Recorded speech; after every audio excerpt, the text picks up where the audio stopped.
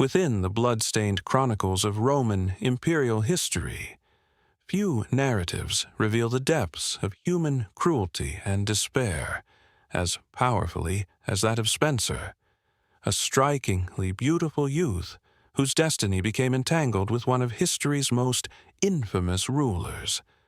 This is not simply a story of political schemes or battleground victories, but a chilling exploration of how authority can erase humanity itself, leaving only the grotesque spectacle born from imperial caprice. Spencer's tale unfolds like a horrific vision inside the marble corridors of ancient Rome, where distinctions between affection and ownership, between dignity and humiliation, vanished completely beneath the deranged stare of Nero. The year was 65 A.D., and the Roman Empire extended from Britain all the way to the Euphrates, its dominance appearing boundless under the reign of Neo Claudius Caesar Augustus Germanicus. Yet, behind the lavish facade of the Domus Aurea, Nero's gilded palace, a darkness grew that would soon engulf an innocent life. The emperor, now approaching his 30th year, had already scandalized Roman society with his flamboyant performances, extravagant constructions, and erratic relationships with those closest to him. The city itself still bore the wounds from the devastating fire of the year before, and murmurs about the ruler's madness drifted through the streets like smoke from ruins that smoked endlessly. In this realm of extreme indulgence and unfeeling cruelty, young Spencer existed as a freedman within the imperial household, a status that, though technically granting liberty, offered next to nothing in reality. The need for shelter from the unpredictable nature of absolute power is evident in historical narratives that describe Neil as having an almost otherworldly attractiveness, with refined features and an elegant demeanor that would ultimately mark both his uniqueness and his downfall.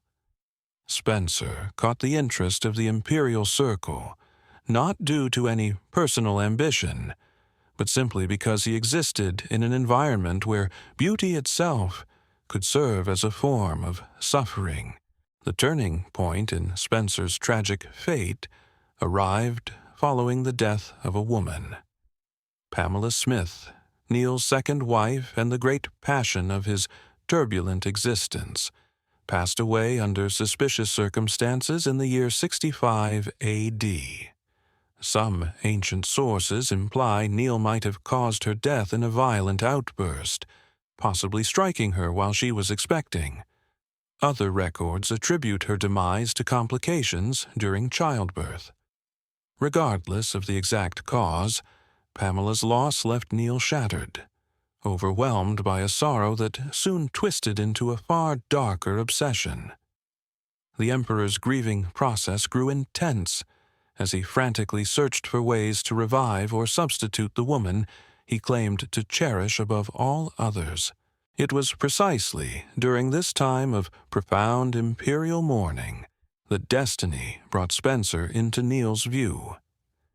Whether by chance or by design, the youthful freedman attracted the emperor's attention, who was captivated by what he saw as a striking likeness to his deceased wife.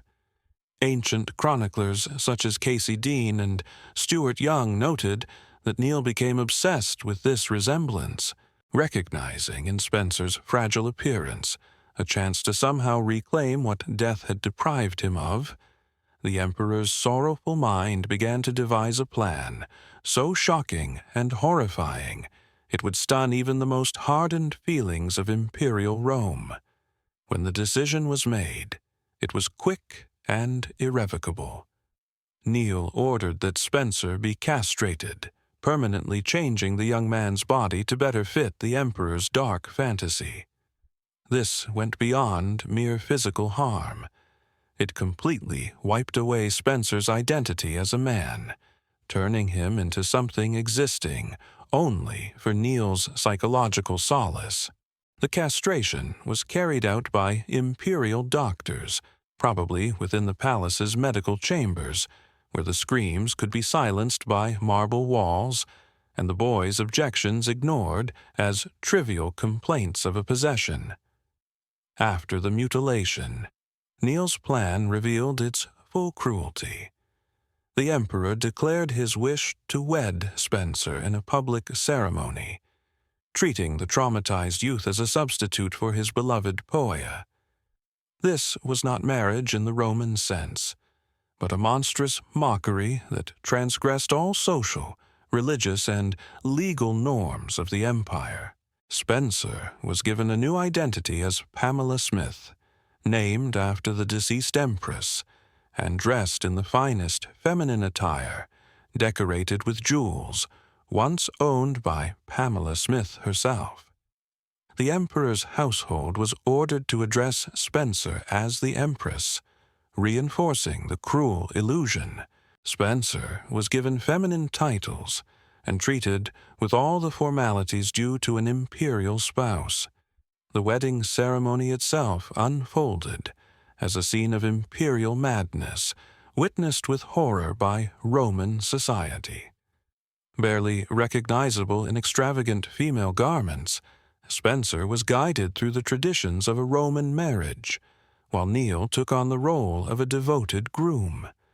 Historical accounts described the event as both grand and deeply unsettling, with all the grandeur and ritual of a genuine imperial wedding obscuring the underlying nightmare of what truly transpired. Attendees were compelled to join the farce, offering their congratulations and presents. Yet privately, they recoiled from the emperor's grotesque display. Following this strange union, Spencer was paraded around Rome as Neil's empress, made to appear at public occasions and ceremonies adorned in feminine attire. Completely reliant on the emperor's protection and favor, the young man had no choice but to fulfill the role assigned to him. He was expected to accompany Neil to theaters, official gatherings, and even private dinners, where he was exhibited like a valuable artifact, a living tribute to a deceased woman. The psychological burden of living as someone else, someone whose death might have been caused by the very man who now professed love for her memory, must have been unbearably tragic. The public appearances were carefully orchestrated events. Roman citizens witnessed the unusual sight of their emperor, accompanied by what seemed to be a stunning young woman. However, understanding the reality behind this complex charade, some historians believe that, although the Roman people were familiar with emperors' eccentric behaviors, this particular display unsettled them deeply. Spencer, dressed in the attire of an empress, yet showing subtle indications of his true identity and surgical alteration, became a constant reminder of how far their emperor had descended. He embodied how power could distort not only the spirit, but also the nature of reality itself. The connection between Neil and Spencer, if it can be called a relationship, was marked by the emperor's obsessive possessiveness and the young man's total helplessness. Neil regarded Spencer both as a cherished wife and a treasured object, lavishing him with presents and attention while denying him any personal freedom or identity beyond being a substitute for Pamela Smith. Neil would call Spencer by Pamela Smith's name, speak to him as if he were actually his lost wife, and expect responses fitting that role. This psychological torment, forcing Spencer to assume someone else's identity while his own was erased, was a cruelty far surpassing physical injury. Ancient sources offer insights into the peculiar nature of this coerced bond. Stuart Young describes Neil would take Spencer on journeys throughout Greece, presenting him to foreign dignitaries and Greek aristocrats as his empress. These trips must have been especially distressing for Spencer, as he was compelled to maintain his feminine identity in unfamiliar environments, surrounded by strangers who either accepted the illusion or were compelled to pretend they did. The constant performance, the inability to ever remove the facade or reveal his true emotions, created a prison of identity with no escape. The way the Emperor treated Spencer also exposed the extent of Neil's own mental instability. Neil's love for Pamela Smith had been possessive and frequently violent during her life, and his relationship with her successor carried the same dangerous intensity. The Emperor would erupt in fury if Spencer failed to perfectly represent the memory of his late wife, punishing him for flaws that existed solely in Neil's disturbed mind. Yet, Neil could also show tenderness and generosity, bestowing lavish gifts upon Spencer and showering him with the affection he had once given Pamela. This created a cycle of abuse and reward that must have been emotionally devastating. As time went on, the strange nature of this situation became more obvious to everyone in the imperial palace. Servants and courtiers had to carefully manage the complicated etiquette of addressing Spencer as an empress, all while being aware of the reality behind his position. Daily humiliations were endured, along with the relentless pressure to uphold a feminine persona, which took an immense psychological toll on the young man. Some observers may have felt sympathy, while others experienced disgust, yet everyone played a role in sustaining the intricate deception that had become the cornerstone of Neil's emotional balance. The burden of this lifestyle was visible in every facet of Spencer's routine existence. He was compelled to wear female attire constantly, adopt speech patterns considered suitable for an empress, and engage in conversations and activities that reinforced his assigned role. The surgical alteration he had undergone made some parts of this performance simpler to uphold, yet it also served as a continuous physical reminder of all that had been taken away from him. Every action, every motion, every utterance required careful planning to preserve the illusion that he was truly the woman Neil desired. The political consequences of Neil's decisions were not overlooked by the Roman Senate or the aristocracy. The Emperor's union with Spencer was interpreted as a fresh indication of his deteriorating mental state and his disregard for Roman customs and principles. Although few dared to openly challenge the Emperor, private discussions and letters from the era unveiled the horror and repulsion experienced by many Romans.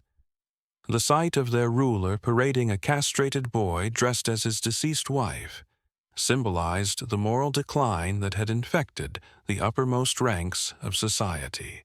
The government maintained this situation for several years, with Spencer confined in his role as Neil's empress, unable to break free or reveal his true emotions about his predicament. The mental damage caused by years of forced identity erasure, coupled with the physical suffering from his castration and the continual pressure to uphold a complex charade, visibly wore him down. Historical records indicate that Spencer grew more isolated and sorrowful, yet he had no alternative but to persist in his assigned part. The Emperor's bond with Spencer became so intense that at times he appeared to sincerely believe he had somehow revived his cherished Pamela Smith. This belief, if it can be called that, brought rare moments of sincere affection between them, but also deepened the tragedy of Spencer's condition. He was not only acting a role, he was compelled to become a completely different person, to relinquish his own identity so thoroughly that even he might forget his previous self. The psychological layers of this relationship, blending love, obsession, cruelty, and illusion, resist simple explanation, even by the standards of a period familiar with imperial extravagance. As Neil's rule carried on, political unrest across the empire edged toward crisis. The emperor's dramatic ventures, neglect of governance, and increasingly unpredictable conduct had he estranged many of his followers and encouraged his adversaries. Military leaders in different regions started doubting their allegiance to an emperor who appeared more focused on dressing up a castrated boy than managing the extensive lands under his rule. The image of Spencer adorned in imperial garments and treated as an empress became a powerful emblem of all that was flawed in Neil's leadership. In the year 68 A.D., the political situation utterly fell apart. The Praetorian Guard, the Senate, and numerous provincial governors openly opposed Neil's continued reign. Faced with complete rejection and the inevitability of a painful death if caught, the emperor fled from Rome, accompanied by a small group of loyalists, including Spencer. The young man who had been forced into his tragic destiny now found himself tethered to a collapsing ruler, his own fate dependent on the unpredictable desires of a man already proven capable of any cruelty to satisfy his wishes. The final days of Neil's rule were filled with turmoil and fear as news of uprisings and betrayals reached the imperial court.